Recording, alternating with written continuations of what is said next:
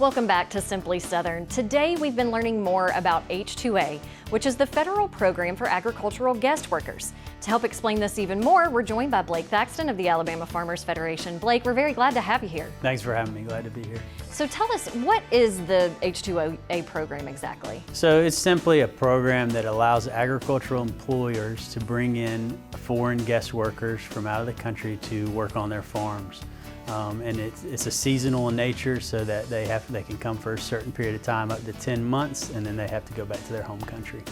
And if a farmer says, all right, I have a need for labor, I want to be a part of H2A, what do they have to do to apply? Right, it's a pretty lengthy process. They have to work with the State Department of Labor and the U.S. Department of Labor, and then apply for visas through United States Citizens and Immigration Services.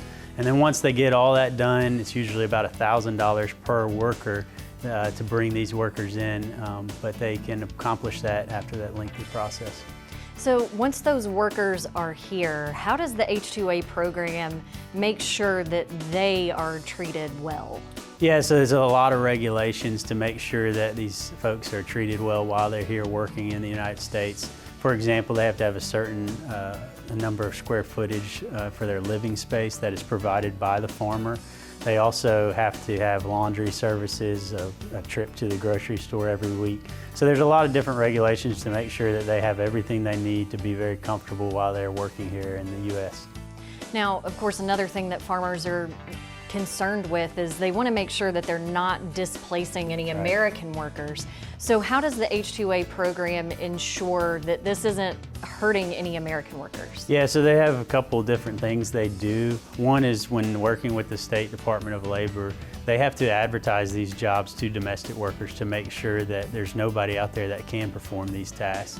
And once that hurdle is overcome, because there's no workers available, there's an adverse effect wage rate, which is set by the Department of Labor. And this is a much higher rate than your federal minimum wage. So it doesn't drive down wages for domestic workers. And then whatever domestic workers may be working alongside these H2A employees, they also have to be paid that adverse effect wage rate or higher. Oh, well, it's very good to know that there are protections there for American workers. So let's talk about the why of this. Why do farmers in agriculture seem to need a guest worker program? Yeah, simply there's jobs that need to be done on the farm that is very difficult for the farmers to find domestic workers to do. It's taxing, very laborious type jobs, and even if they have a domestic worker show up, they may not stay there very long. So, and then fortunately, we have people from all across the world that want to come here and work on the farms, and it's going to make their lives better. So it's a good deal for both the farmer and the worker, and really allows us to stay operational. Well, Blake, thank you again for being here with us and for telling us more about H2A. I think we all learned a little something. Coming up next, Stacy Little of Southern Bite is adding a savory ingredient to chess pie. Y'all stay tuned.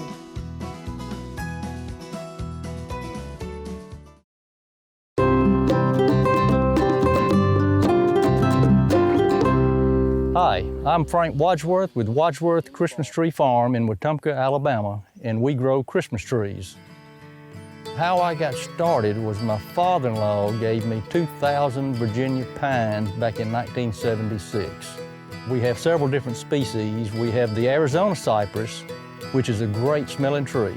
Eastern Ridge cedar, which is a little more prickly, but it has a great smell too. And then we also offer the Murray cypress, which is probably our most popular tree. We are a choose and cut Christmas tree operation, which means families come to our farm. And when you look at the perfect tree, they don't grow perfect, so there's a lot of help. We have growing at the farm probably close to 8,000 trees. So when you're talking about pruning each tree twice during the summer months, that's a lot of handling.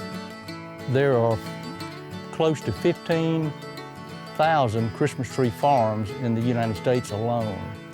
And on those 15,000 farms, there are 350 million trees growing, all planted by farmers.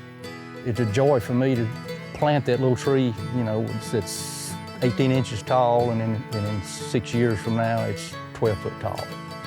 It's a lot of work during the summer months, obviously, but at Christmas time, it's just the joy of seeing the families and the little young kids that, that's their perfect tree.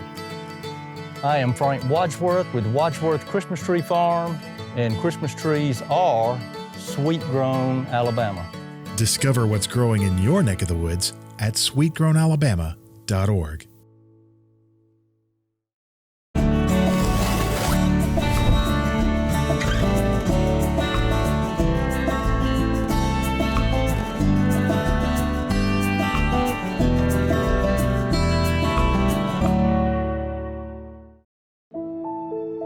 What we eat, what we wear.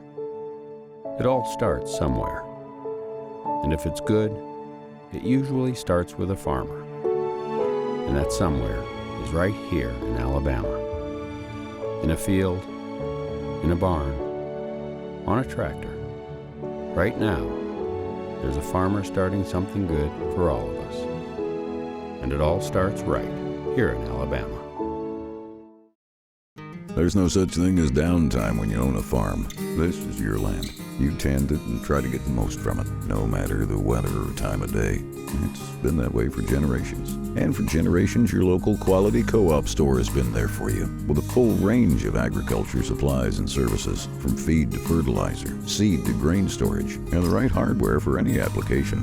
You'll always find what you need, plus friendly, knowledgeable advice at your local quality co-op store. There's one near you. Want in-depth and up-to-date information about agriculture and forestry in Alabama? Then tune in to the Alabama AgCast, a production of the Alabama Farmers Federation. New Alabama AgCast episodes drop every Wednesday. Listen to learn about a range of topics, from farm programs and trade to animal nutrition and pest management. Just search for Alabama AgCast on your favorite podcast provider or visit alphafarmers.org/Alabama-AgCast.